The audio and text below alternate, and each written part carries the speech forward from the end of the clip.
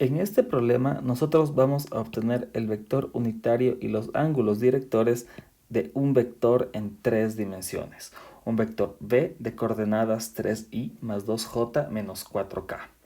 Lo primero que tenemos que tener en cuenta es que nuestros ejes coordenados van a ser x, y ahora vamos a tener el eje z dispuestos de la manera en la que vemos en este gráfico.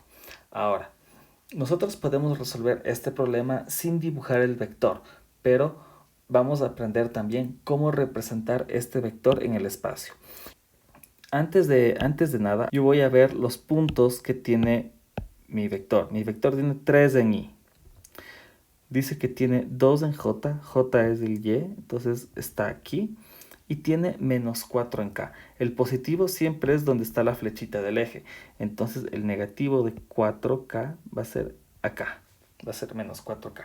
Una vez que he determinado los puntos de mi vector, ahora lo que yo voy a hacer es construir una caja en 3 dimensiones. Entonces lo primero que yo voy a hacer para eso es seleccionar un plano de trabajo. Un plano de trabajo está formado por 2 componentes, por 2 ejes. En este caso yo voy a empezar por el plano XZ. Eso quiere decir el plano del piso, formado por el eje X, que es el rojo, y el eje Z, que es el verde. Entonces lo que yo voy a hacer aquí es armar las partes de la caja. Me ubico en el 3 en X, en el eje rojo, y trazo una paralela al eje Z. Con el mismo color lo estoy haciendo. ¿Ok? Como seleccioné el plano XZ, ya hice lo que tenía que hacer con X, ahora voy a hacer lo mismo en Z, pero ahora en Z yo voy a trazar una paralela al eje X. Listo, y obtuve un punto. Y con eso ya he obtenido el plano del piso de la caja. Ahora yo voy a seleccionar el plano XY, o sea, el rojo y el azul. Ahora en X, me ubico en X, en el rojo, y trazo la paralela a Y con azul. Ahora, como es del plano XY, yo ya hice lo que tenía que hacer en X, ahora hago lo mismo en Y y trazo una paralela a X. Y listo, y he obtenido otro punto. Lo que me sobró, pues lo borro para que no nos confundamos. Y listo, ya tengo una pared de la caja. Pues bien, voy a seguir trabajando en el plano XY, pero el plano XY va a estar trasladado un poquito. O sea, voy a ubicarme en el eje X, pero el eje X, el que está ahí, el que está con rojo ahí. Entonces, hago lo mismo. Yo trazo las paralelas al eje Y, porque voy a seguir trabajando en el plano XY, pero el plano ahora está movido un poquito. Lo hago tanto de ese lado como de este lado de acá. Listo, he trazado las paralelas al eje Y. Ahora yo voy a seleccionar una vez más el plano XZ. Entonces el XZ ya no va a ser el que está aquí en el piso, sino va a ser el XZ del techo. Entonces yo parto del eje del 3 en X, ya no el del piso, ya no este, sino al Z que está ahí. Entonces yo hago la paralela a Z de lado y lado. Y obtengo esos puntos. Finalmente, me ubico en los puntos de acá y los uno. Y noten que son paralelos al eje X. Y bien, he formado mi caja en 3D. Ahora, lo que queda por hacer es dibujar el vector. Para dibujar el vector vamos a ver el recorrido de ese vector. Dice que hizo 3 en X, fue para acá.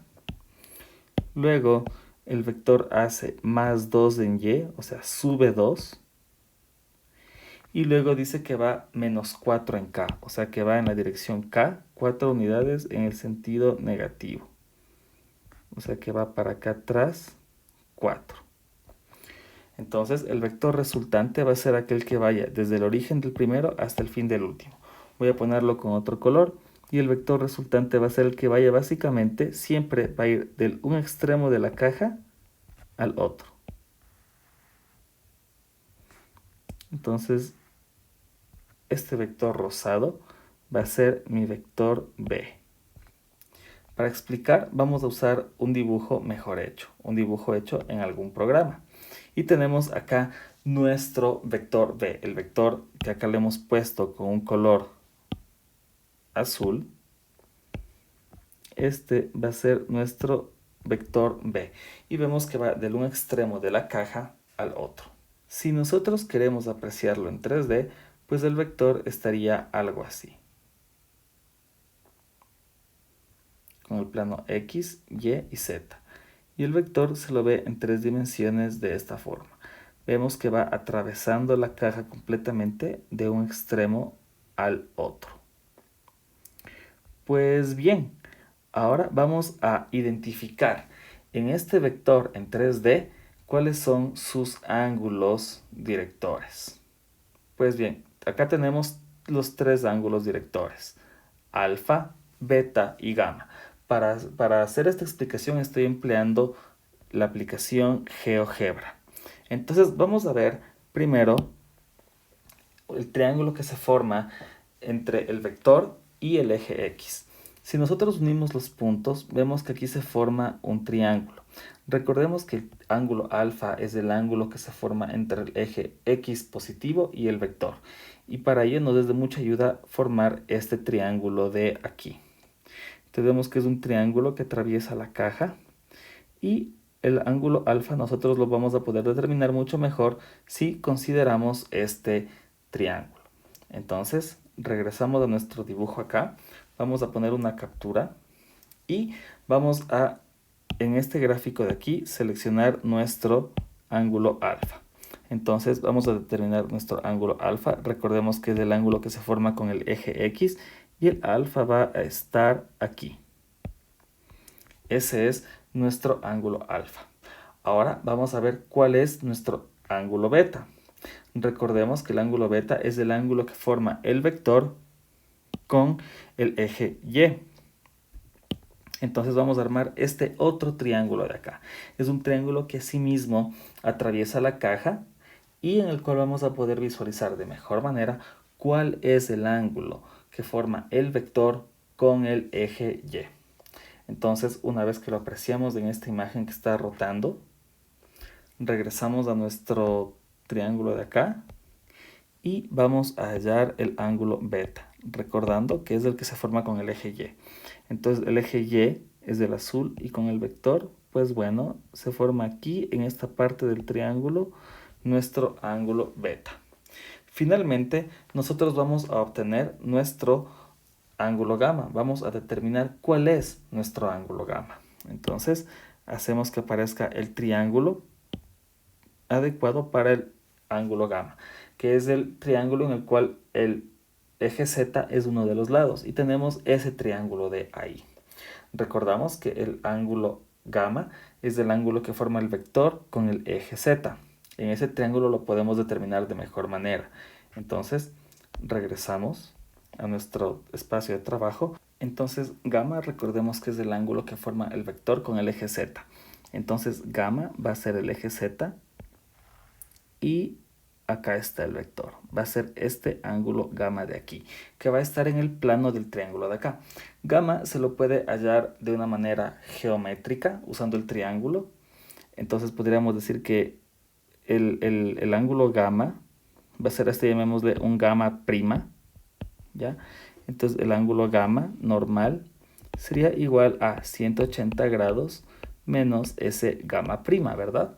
Esto se puede resolver geométricamente, pero ese tema lo vamos a ver después cuando veamos proyecciones de los vectores y todo lo demás. De momento vamos a hacerlo de una manera analítica, pero ya vamos viendo cómo se representan los vectores en el espacio. El unitario de B es el vector B dividido para su módulo.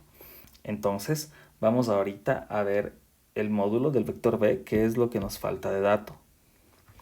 El módulo de B es simplemente la raíz de sus componentes elevadas al cuadrado. 3 al cuadrado más 2 al cuadrado más menos 4 elevado al cuadrado. Noten que este menos 4 al elevarse al cuadrado se hace un 4 positivo. Entonces vamos a obtener este valor de aquí. Y esto me va a dar 5.39. Entonces este es un vector de 5.39 newtons de módulo. Ahora vamos a hallar el unitario de V. El unitario de V va a ser 3i más 2j menos 4k. Estos son newtons y dividido para 5.39 newtons.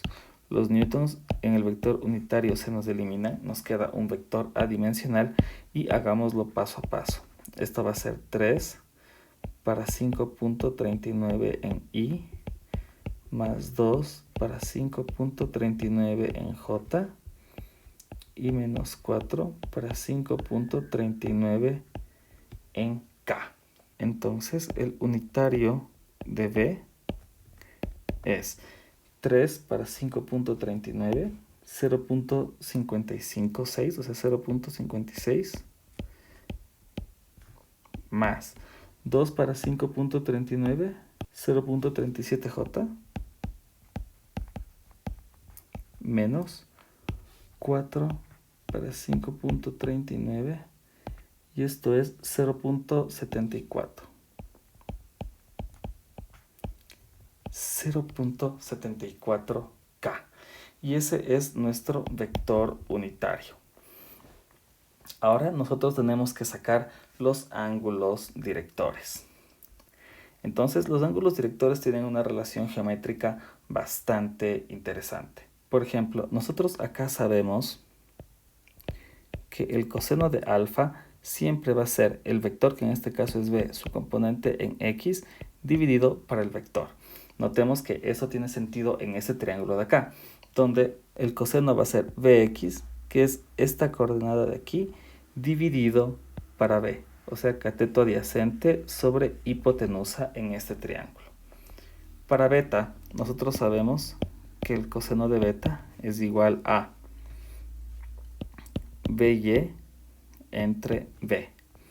Entonces, estamos diciendo que el coseno de beta es el cateto adyacente, que es este de acá, sobre la hipotenusa. O sea, by sobre b. By sobre b. En el caso de alfa, bx sobre b. ¿No? By, bx sobre b. Y en el caso del z, del gamma, nosotros tenemos que el coseno de gamma va a ser bz sobre b. Entonces aquí está el ángulo gamma. Entonces esto es bz sobre b. Noten, bz sobre b. Entonces así nosotros vamos a obtener los cosenos directores. Podemos obtenerlos con el gráfico, ¿sí? Haciendo y reconociendo los triángulos, o también podemos hacerlo de una manera analítica. ¿Cómo hacemos de la manera analítica? Sabemos nosotros también que el unitario de b es coseno de alfa en i más coseno de beta en j más coseno de gamma en k. Vamos a cambiar de página. Nuestro unitario está relacionado con los ángulos, con los cosenos directores. Entonces notemos una situación y pongámosla acá con diferentes colores. La estructura del unitario es esta. 0.56 es el coseno de alfa, el coseno de beta es igual a 0.37 y que el coseno de gamma es 0.74. Vamos a poner esto en nuestras ecuaciones. El coseno de alfa es igual a 0.56. El coseno de beta es igual a 0.37. Y coseno de gamma es igual a menos 0.74. Alfa va a ser igual al arco coseno de 0.56. Beta va a ser el arco coseno de 0.37. Y gamma va a ser el arco coseno de menos 0.74. Entonces de aquí ya nos salen nuestros ángulos directores. Alfa es el arco coseno de 0.56. Arco coseno de 0.56. Esto es 55.94. Entonces alfa es 55.94 grados.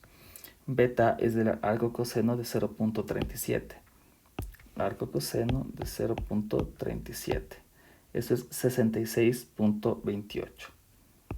66.28 grados. Y gamma es el arco coseno de menos 0.74. De menos 0.74. Y esto es 137.73. Y con esto hemos obtenido el vector unitario y los ángulos directores alfa, beta y gamma. Este fue nuestro problema nivel Dios. Espero que con él hayas aprendido muchísimo. Dale like al canal para que no te pierdas más videos con las mejores explicaciones. Hasta la próxima.